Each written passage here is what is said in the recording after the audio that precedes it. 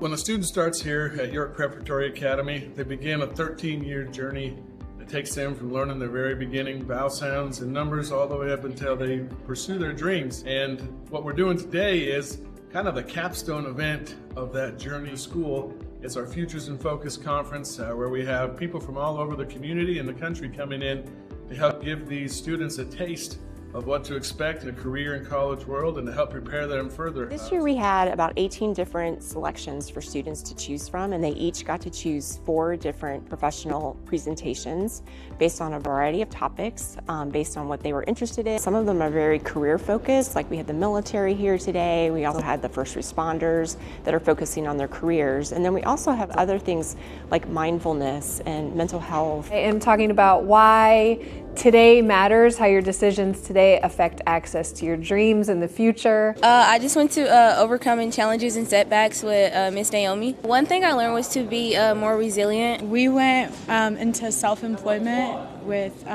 Craig Grace. When you make a product, you want to make sure that people are going to want it and it's going to be profitable and that it's also something that can grow and develop. I feel like this helped me a lot with kind of deciding what I want to do in my future because I was kind of all over the place.